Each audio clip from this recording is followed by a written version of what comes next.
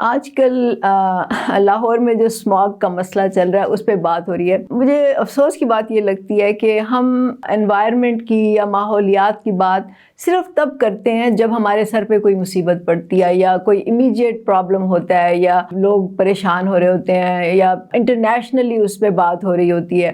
تو اب کیونکہ لاہور جو ہے وہ دنیا میں موسٹ پولوٹیڈ سٹی ہے، مطلب وہ ایسا شہر ہے جس میں سب سے زیادہ پولوشن ہے، جو کہ پہلے دلی ہوتا تھا، تو ہم اس کے مقابلے میں آ گئے. تو اب انوائرمنٹ پہ بات ہو رہی ہے. اسی طرح ہم دیکھتے ہیں کہ جب سیلاب آتے ہیں اور اس سے تباہی بربادی ہوتی ہے، اس وقت بات ہوتی ہے انوائرمنٹ کی، جی درخت نہیں کاٹنے چاہیے، جی نیچرل جو کورس ہے دریاؤں کا وہ نہیں بدلنا چاہیے، وغیرہ وغیرہ وغیرہ. اور اب بات ہو رہی ہے کہ یہ پولوشن کیوں ہوتی ہے اور انڈسٹری میں سے کیا اس کا رول ہے، انڈسٹری کا اس میں، اور پھر ٹرانسپورٹ کا کیا رول، اس پہ بحث ہو رہی ہے، اور پھر اس کے جو ہیلتھ کے جو نقصانات ہیں ہیلتھ کے حوالے سے.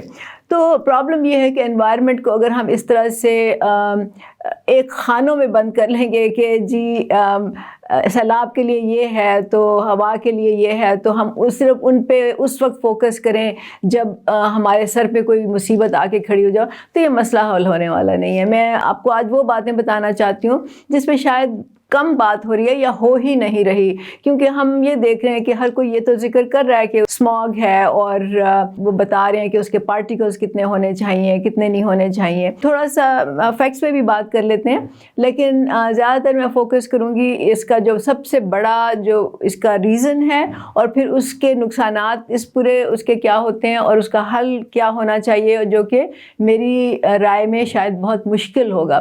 تو سب سے پہلے تو ہم یہ دیکھتے ہیں کہ اسماگ جس کو ہم کہتے ہیں، جو پہلے فاگ کہلاتی تھی اب اس کو اب اسماگ کہتے ہیں. اسماگ کیا ہوتی ہے؟ اسماگ میں مطلب یہ ہے کہ جو ہوا ہوتی ہے، فضا ہوتی ہے، اس میں جو ڈسٹ پارٹیکلز ہوتے ہیں، جو پارٹیکولیٹ میٹر ہوتا ہے وہ اس میں ہوتا ہے. پھر اس میں گیسز ہوتی ہیں جیسے کاربن ڈائی آکسائڈ ہے، نائٹروجن آکسائڈ ہے. پھر اس میں تیزابیت ہوتی ہے جیسے ہائیڈروکلورک ایسڈ ہے، سلفر ہے. اور اس طرح کے جو چیزیں نکل رہی ہوتی ہیں، انڈسٹری سے نکل رہی ہوتی ہیں یا ٹرانسپورٹ سے جو امیشن ہو رہی ہوتی ہے، اس سے وہ اکٹھی ہو جاتی ہیں، جڑ جاتی ہیں، اور اس سے ایک دھند بن جاتی ہے جس سے کہ نہ روشنی گزر سکتی ہے. آپ دیکھ لیں کہ اس وقت لاہور میں آپ کو سورج کی روشنی ہی نظر نہیں آتی. دن کے وقت لگتا ہے کہ جیسے ابھی یا بادل ہیں یا شام ہونے والی ہے. تو یہ جو چیزیں ہیں، یہ جب آپ اس میں سانس لیتے ہیں تو آپ کو ظاہر ہے کہ آپ کا ناک، گلا، لنگس، یہ تو نقصان دہ ہوتا ہی ہے. اس کے علاوہ جلد پہ بھی آپ کے خارش ہو سکتی ہے اگر یہ وہاں پہ بیٹھ جائیں. اس کے علاوہ آپ کی آنکھیں جو ہیں اس میں بھی جلن ہوتی ہے، اور لوگ کر رہے ہیں شکایتیں اس کی. اس پہ بھی ہم تھوڑا سا بعد میں بات کریں گے، لیکن یہ تو ہمیں معلوم ہے کہ یہ اس کے مضر اثرات ہیں. اسماگ کی جو وجہ ہے وہ کیا ہے، اس پہ بھی بات ہو رہی تھی کہ جو زراعت ہے اس کا ایک حصہ ہے اور باقی چیزیں. لیکن جو مین پرابلم ہے جو اس وقت سامنے آیا ہے وہ آپ کا ٹرانسپورٹ ہے، جس کا کہا جاتا ہے کہ 83% مطلب 83% ٹرانسپورٹ کا حصہ ہے اس میں. اور ٹرانسپورٹ سے کیا مطلب ہے؟ ٹرانسپورٹ کا مطلب یہ ہے کہ آپ کی پرانی بسیں ہیں جس میں سے امیشن جو ہے جو نکلتی ہے وہ نقصان دہ، اس میں سے وہ گیسز نکلتی ہیں. اسی طرح بہت زیادہ ٹرانسپورٹ ہے آپ کی، مطلب بسز ہیں، ٹرکس ہیں، گاڑیاں ہیں، کاریں ہیں، بائکس ہیں. کہہ رہے ہیں لاہور میں 4.5 ملین بائکس ہیں، اور ہر سال اس میں اضافہ ہوتا جا رہا ہے. تو پرابلم یہ ہے کہ ٹرانسپورٹ سیکٹر کو کنٹرول کرنا، اس کو ریگولیٹ کرنا، پھر اس کو کم کرنا، یہ ایک بہت بڑے ہمارے سامنے چیلنجز ہیں. میں آپ کو بتاؤں ہسٹوریکلی لندن میں ایک وقت تھا، میرا خیال ہے 1950s میں، جب 5 دن کے لیے اتنی ہیوی اسماگ پورے شہر پہ چھا گئی تھی کہ حکومت کو نوٹس لینا پڑا. آپ کو معلوم ہوگا کہ جو انڈسٹریل ریولوشن ہے وہ UK سے، مطلب برطانیہ سے ہی شروع ہوا تھا. اس کی شروعات برطانیہ سے ہوئی تھی، اور تو وہاں پہ انڈسٹری بھی سب سے زیادہ اور سب سے پہلے وہیں پہ لگی تھی، اور اس میں کوئلہ استعمال ہوتا تھا. اور کوئلہ آپ کو پتہ ہے کہ کوئلہ جلنے سے جو نقصان ہوتا ہے انوائرمنٹ کا، وہ اب اسٹڈی کیا جا رہا ہے، اور ہمیں معلوم ہے کہ وہ کتنا نقصان ہوتا ہے. اس وقت تو اگر آپ یہ پڑھیں نا کہ جو لوگ کوئلہ نکالتے تھے کانوں سے، ان کی حالت کیا ہوتی تھی، تو آپ کی آنکھوں میں آنسو آ جائیں گے. ایکچولی یہ حال تھا. بہرحال وہ ایک سائڈ سبجیکٹ ہے. پھر یہ معاملہ حکومت کے نوٹس میں آیا، اور پھر انہوں نے دیکھا کہ 1873 میں جو ڈیتھ ریٹ تھا، مطلب جو موت کی شرح تھی لندن میں، وہ 40% زیادہ ہو گئی. اور پھر یہ کہ جو مویشی تھے وہ بیمار ہونا شروع ہوئے، وہ مرنا شروع ہو گئے. تو آخر کار ان کو ہوش آیا اور انہوں نے 1956 میں انہوں نے کلین ایئر ایکٹ پاس کیا. کلین ایئر ایکٹ پاس کرنے کے بعد انہوں نے 2-3 کام کیے جو میں آپ کو بڑے بڑے کام بتا دیتی ہوں. اس میں ایک تو انہوں نے یہ کہا کہ کول یا لکڑی کا جلانا بالکل منع کر دیا، اور اس کے بدلے میں لوگوں کو گرانٹس دی گئیں، مطلب پیسے دیے گئے، امداد دی گئی کہ وہ اپنے جو بھی ان کا جلانے کا طریقہ ہے اس کے بدلے وہ یا تو بجلی استعمال کریں اور یا پھر وہ نیچرل گیس استعمال کریں.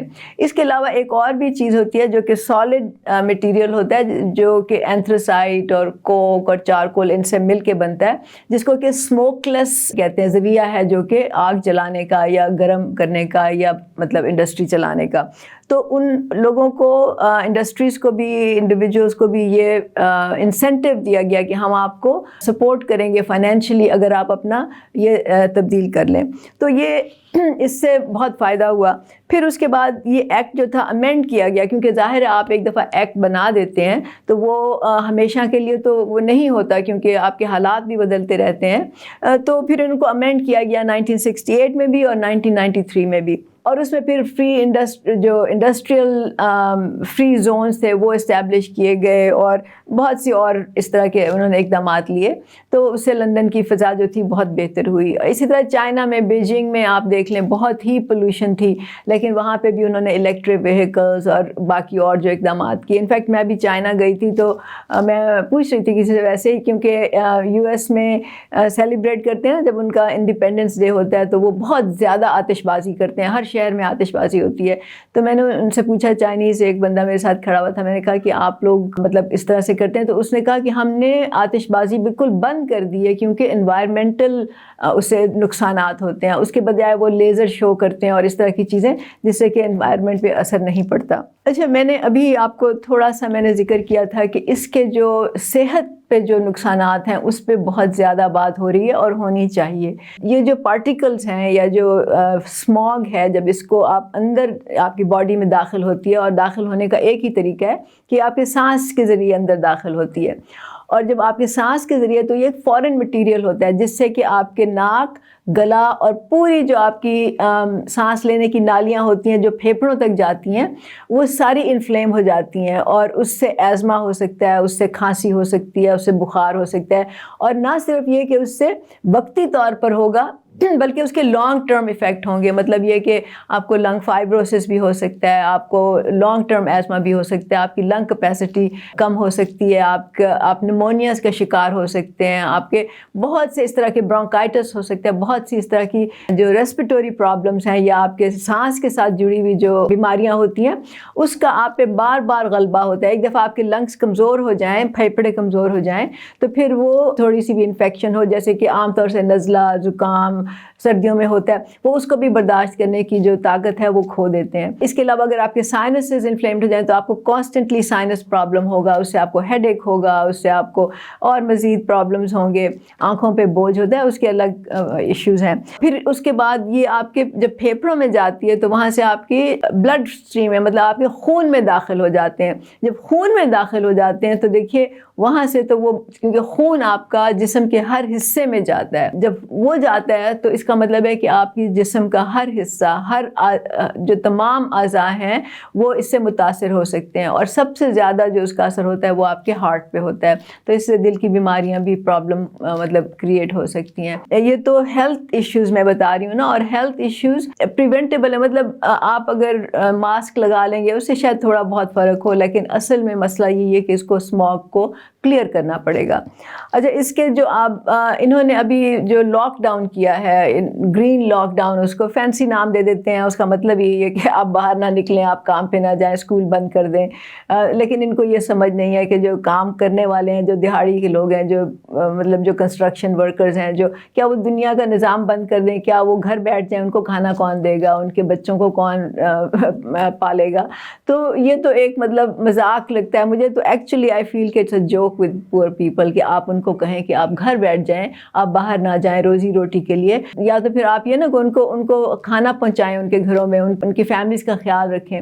اگر آپ وہ نہیں کر سکتے تو آپ یہ بھی نہیں کر سکتے کہ آپ ان کو منع کر دیں, یہ اٹس ناٹ پاسبل. جو لاک ڈاؤن ہے وہ کووڈ میں بھی آپ کو معلوم ہے کہ پوری دنیا کا جو نظام تھا, وہ معاشی نظام تھا, وہ اس کا وہ بیٹھ گیا تھا, بالکل کولیپس ہو گیا تھا.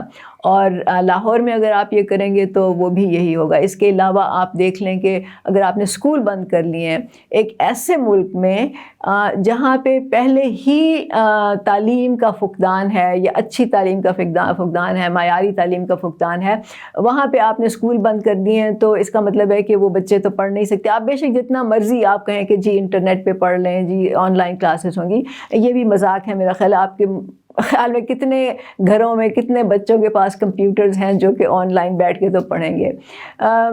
تو یہ ایک مطلب میں سمجھتی ہوں کہ جو ہم سلوشنز آفر کرتی ہے حکومت, وہ ہمیں ریئلسٹیکلی دیکھنا چاہیے. جو چیزیں نہیں پاسبل اس کو ایکسیپٹ کرنا چاہیے کہ یہ ایسا نہیں ہو سکتا. میں آپ کو بتاؤں کہ یو ایس میں جب بہت زیادہ برف باری ہوتی ہے اور ٹرانسپورٹ کا نظام معطل ہو جاتا ہے, تو اسکولوں کو جتنے دن چھٹیاں دی جاتی ہیں اس وجہ سے ان کی وہ گرمیوں کی چھٹیوں میں سے کاٹی جاتی ہیں, کیونکہ ان کے فکسڈ ہیں کہ بچوں نے اتنے دن اسکول آنا ہے, اتنے دن پڑھنا ہے انہوں نے. تو اگر آپ نے آج ان کو 10 دن چھٹی دی ہے یا 1 مہینہ چھٹی دی ہے, تو آپ کو گرمیوں کی چھٹیوں میں سے وہ کاٹنی پڑے گی, کیونکہ آپ نے کمپنسیٹ کرنا ہے. ان کا جو لرننگ کا لاس ہوا ہے, سیکھنے کا لاس ہوا ہے, تعلیم کا لاس ہوا ہے, اس کو آپ نے کمپنسیٹ کرنا ہے. لیکن یہاں پہ اس کی تو کوئی بات ہی نہیں ہوتی. پھر آپ کہہ رہے ہیں جی بازار بند کر دیں, جلدی بند کر دیں, ریسٹورینٹس بند کر دیں. تو جلدی بند کرنے سے ظاہر ہے کہ اکنامک لاس ہوگا. اب ہم آتے ہیں کہ اس کے جو اکنامک لاسز ہوتے ہیں وہ کیا ہوتے ہیں. آپ کو میں نے ہیلتھ کے نقصانات تو بتا دیے, اس کے معاشی نقصانات اس سے بھی زیادہ خطرناک ہیں. مطلب میں نے کہا کہ ایک ایسے ملک میں جہاں جی ڈی پی آلریڈی کم ہے, جہاں لوگ آلریڈی پروڈکٹیو نہیں ہیں, وہاں آپ نے جتنے لوگ پروڈکٹیو تھے ان کو بھی آپ نے ان پروڈکٹیو بنا دیا. مطلب آپ کی اس ملک میں 50% آبادی جو عورتیں ہیں وہ تو ویسے ہی پروڈکٹیو نہیں ہیں. تھوڑے بہت جو ہیں مطلب گھر میں بیٹھ کے کام کرنے والی, ان کو ہم ایکنالج کرتے ہیں, لیکن in general they are non productive. اور پھر آپ کے نوجوان آدھے سے زیادہ لوگ جو ہیں وہ بے روزگار پھر ہیں. تو یہ تو آپ کہہ دیں کہ یہ نان پروڈکٹیو پہلے سے ہیں, تو آپ کا جو تھوڑا بہت پروڈکٹیو سیگمنٹ ہے سوسائٹی کا, آپ اس کو نان پروڈکٹیو کر دیتے ہیں. آپ کہہ رہے ہیں بازار بند کر دیں, آپ کہہ رہے ہیں جی ریسٹورینٹس بند کر دیں, اور پھر آپ کہہ رہے ہیں کہ حکومتی ادارے بھی بند ہو جائیں گے, آفیسز بھی بند ہو جائیں گے, اور پھر یہ کہنا کہ جی آپ گھر سے کام کریں. ابھی کوئی ہائیبرڈ ان کا ماڈل نکلا ہے کہ جی آپ تھوڑا وقت آفس میں آ کے کام کریں, تھوڑا وقت آپ کمپیوٹر سے گھر میں کام کریں. اب مجھے بتائیے کہ نمبر 1 وہ آفس, سرکاری آفس کی میں بات کرتی ہوں, جہاں پہلے ہی کام نہیں ہوتا, جہاں پہلے ہی ایک آپ سمجھ لیں کہ ایپتھی ہے کہ سرکاری ملازم آتے ہیں جاتے ہیں, پتہ نہیں مجھے کتنا ایک وہ کام کرتے ہیں. آپ کو معلوم ہے جو بھی سرکاری اداروں سے جن کا واسطہ پڑتا ہے ان کو پتہ ہے کہ کیا ہوتا ہے وہاں پہ. اور پھر آپ یہ دیکھیں کہ اگر آپ ان سے کہیں کہ جی آپ گھر سے کام کریں, تو گھر سے تو کام آپ اسی وقت کر سکتے ہیں نا جب آپ کا پورا سسٹم جو ہے وہ ڈیجیٹلائز ہوا ہے, مطلب ہر چیز آپ کو کمپیوٹر پہ ایکسیسیبل ہے, تو پھر آپ گھر سے کام کر سکتے ہیں. اور آپ کے لوگ ٹرینڈ ہیں کہ وہ گھر سے کمپیوٹر پہ بیٹھ کے کام کر سکیں. اور پھر سب سے امپورٹنٹ یہ کہ کیا ہر ایک کے پاس کمپیوٹر اویلیبل ہے. وہاں پہ تو جو کمپنیاں کہتی ہیں لوگوں کو کہ آپ گھر سے کام کریں, وہ کمپیوٹر پرووائڈ کرتی ہیں لوگوں کو. تو کیا آپ لوگوں کو کمپیوٹر پرووائڈ کریں گے, کیا ان کو ڈیٹا ایکسیس دیں گے, کیا ہر چیز جو ہے وہ ڈیجیٹلائز ہو سکتی؟ نہیں ہو سکتی. ہم ریئلسٹیکلی بات کریں نہیں ہو سکتی. تو آپ نے اس کو بھی آپ نے نان پروڈکٹیو کر دیا. جو پہلا تھوڑا بہت کام ہوتا تھا سرکاری دفتروں میں, اب وہ بھی نہیں ہوگا. اس کا جو اکنامک برڈن ہے, مطلب جو آپ میجر کرتے ہیں کہ آپ کی جی ڈی پی کتنی ہے, وہ آپ کی پہلے سے بھی کم ہو جائے گی. یہ تو اکنامک برڈن ہے اس کی وجہ سے کہ لوگ کام نہیں کر رہے. لیکن جو ایک اور اکنامک برڈن ہے جس کو ہم ڈیزیز برڈن کہتے ہیں, اس پہ تو کوئی بات ہی نہیں ہو رہی. مطلب آپ یہ دیکھ لیں کہ جو بندہ بیمار ہوتا ہے وہ کام پہ نہیں جا سکتا, وہ چھابڑی نہیں لگا سکتا, وہ دکان نہیں چلا سکتا, اس سے کتنا لاس ہوتا ہے. پھر اس کے علاوہ جو اس کو اپنے علاج پہ خرچ کرنا پڑتا ہے، مطلب جو بھی بندہ بیمار ہوگا وہ چاہے ہسپتال میں چاہے ڈاکٹر کے پاس جائے، چاہے وہ سڑک پہ بیٹھے کسی کویک کے پاس جائے، پیسے تو اس کے خرچ ہوں گے نا. تو یہ ایک اکنامک برڈن ہے جو کہ صحت کے ہر پہلو سے جڑا ہے. مطلب ہر بیماری کا ایک اکنامک برڈن ہوتا ہے جس میں کہ نہ صرف کہ اس کے علاج کے پیسے خرچ ہوتے ہیں بلکہ وہ بندہ نان پروڈکٹیو ہوتا ہے اگر وہ آفس نہ جا سکے، اپنا کام نہ کر سکے. اس پہ تو کوئی بات ہی نہیں ہو رہی. اور پھر اس سے بھی بڑھ کے ایک سوشل برڈن ہوتا ہے، سماجی ہمارے پہ بوجھ پڑتا ہے. اور وہ کیا ہوتا ہے؟ وہ سماجی بوجھ یہ ہوتا ہے کہ اگر آپ کے گھر میں کوئی بچہ بیمار ہو جائے، کوئی بوڑھا بیمار ہو جائے، پوری فیملی ڈسٹرب ہو جاتی ہے. مطلب آپ سوچ لینا اگر آپ کے اپنے گھر میں بچہ بیمار ہو، آپ کے والدین بیمار ہوں تو آپ کتنا ڈسٹرب ہو جائیں گے. اسی طرح اگر ماں بیمار ہو جائے اور وہ گھر کا خیال نہ رکھ سکے، بچوں کا خیال نہ رکھ سکے، باپ بیمار ہو جائے، وہ کام پہ نہ جا سکے، اس سے جو ڈسٹربنس ہوتی ہے آپ کی ریگولر ڈیلی لائف میں وہ کتنی زیادہ ہوتی ہے. اس سے کتنی لوگوں میں سٹریس پیدا ہوتا ہے، ذہنی پریشانی ہوتی ہے، ان کو فکر ہوتی ہے. تو یہ تمام مسئلے جو ہیں یہ دیکھیے یہ جڑے ہوئے ہیں اس اسموگ کے ساتھ. اسموگ جڑی ہوئی ہے آپ کے انوائرمنٹ کے ساتھ. اور انوائرمنٹ صرف ایک شہر کا ایشو نہیں ہے، اس وقت ہمارے سامنے لاہور ہے، لیکن یہ ایک گلوبل فنامنا ہے. تو پرابلم یہ ہے کہ نہ صرف ہم نے ان کے تمام ان آسپیکٹس کو دیکھنا ہے بلکہ ہم نے اب سلوشن کی طرف آنا ہے. اچھا سلوشن کیا ہے؟ دیکھیے انوائرمنٹ کا تو بہت بات ہو رہی ہے، ریسرچ ہو رہی ہے، میں اس میں کوئی ایکسپرٹ نہیں ہوں، لیکن جو باتیں ہمارے سامنے ہیں ہم ان کو اگنور تو نہیں کر سکتے. اب اگر کہہ رہے ہیں یہ کہ ٹرانسپورٹ جو ہے وہ اس کا شیئر اس پورے مسئلے میں 83% ہے. میں صرف اب اس وقت لاہور پہ ہی فوکس کروں گی، جیسے میں نے کہا انوائرمنٹ بہت بڑا سبجیکٹ ہے. اب اس کی سلوشن کیا ہے؟ اور یہ کہا جا رہا ہے، اس پہ بات بھی ہوئی ہے کہ اس کا سلوشن ہے کہ آپ پبلک ٹرانسپورٹ کریں. پبلک ٹرانسپورٹ لوگوں کو ایسی ٹرانسپورٹ جو کہ ریلائبل بھی ہو، جو سیف بھی ہو، جو کمفرٹیبل بھی ہو، اور جو وقت پہ آئے اور جائے، اور جو کہ لوگ افورڈ بھی کر سکیں. ایسی پبلک ٹرانسپورٹ اور وہ میجورٹی لوگوں کو اویلیبل ہو. آپ نے یہ نہیں کہ ایک حصے میں اورنج ٹرین چلا دی، باقی شہر کا کیا ہوگا.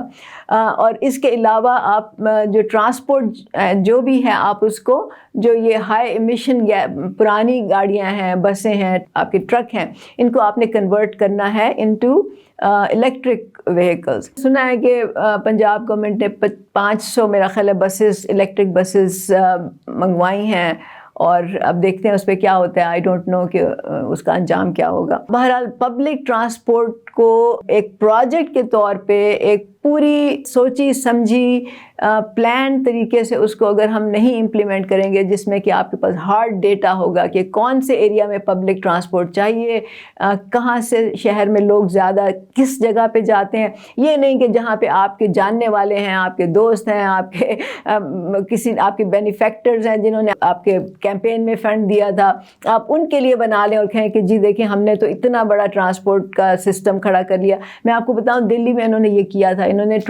پبلک ٹرانسپورٹ پرووائڈ کی، لیکن انہوں نے جب پرووائڈ کی تو انہوں نے یہ نہیں دیکھا کہ لوگ کہاں سے جانا چاہتے ہیں، کہاں جا رہے ہیں اور کہاں سے جا رہے ہیں اور ان کے پرابلمز کیا ہیں. اگر آپ یہ ایڈریس نہیں کریں گے تو وہ پبلک ٹرانسپورٹ بیکار ہوگی، لوگ اس کو استعمال ہی نہیں کریں گے.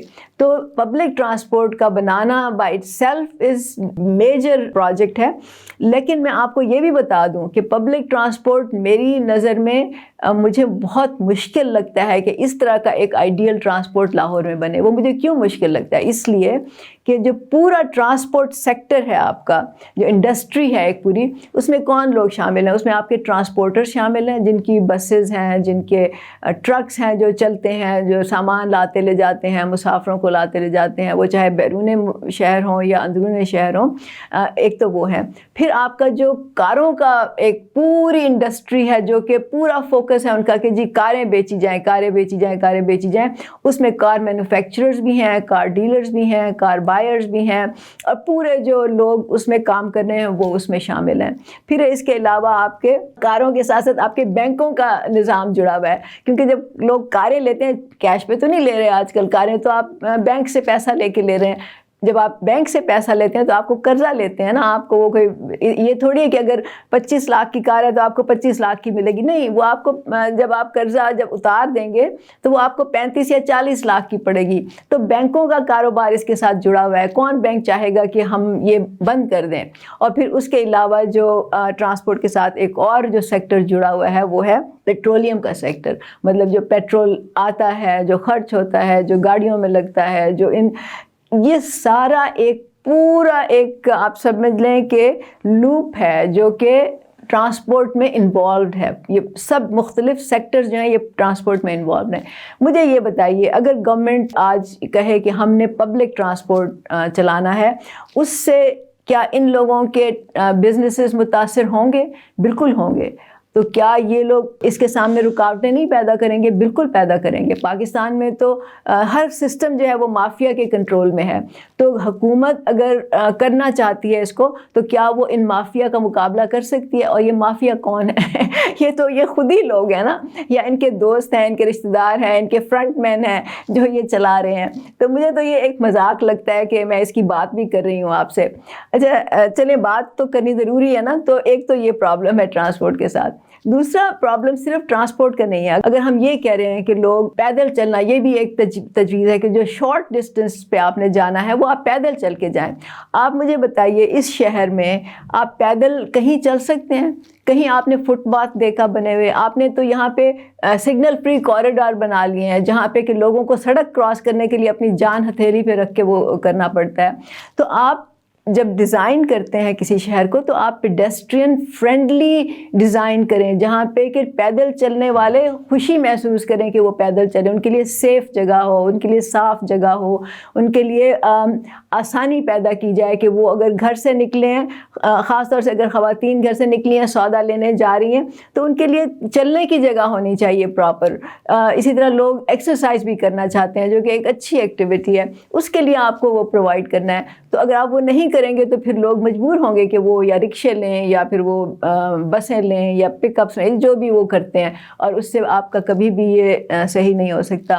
तो पेडेस्ट्रियन फ्रेंडली सिटीज़ को डिज़ाइन करना जो है वो एक इसके साथ जुड़ा हुआ है। अगर छोटा आपका ट्रैवल टाइम जो है या आपकी कम्यूट जो है वो इतनी ज़्यादा नहीं है तो आप साइकिल पे जाएं। आपको फिर साइकिल के लिए लेन्स बनानी पड़ती हैं ताकि साइकिल वाले जो हैं वो तेज़ रफ्तार ट्रैफिक है उसको मुतासिर ना करें, और फिर वो सेफ भी हो कि ये उनकी लेन है, बाइक वालों की लेन है, इस मतलब साइकिल वालों की लेन है, उसमें कोई और जो है वो इंटरफियरेंस ना हो।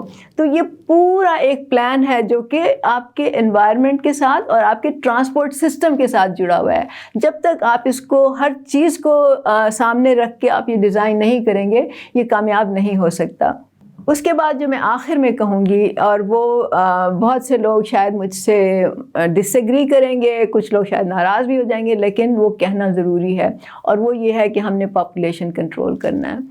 इस मुल्क में जो पॉपुलेशन है वो इतनी बढ़ती चली जा रही है, और याद रखें कि हर बंदा जो है, हर इंसान जो पैदा होता है उसकी ज़रूरियात होती हैं। उसमें आप उसके लिए आपने खाना भी पकाना है, उसके लिए आपने तमाम वो चीज़ें मुहैया करनी है जिसमें एनर्जी सेक्टर इन्वॉल्व होता है।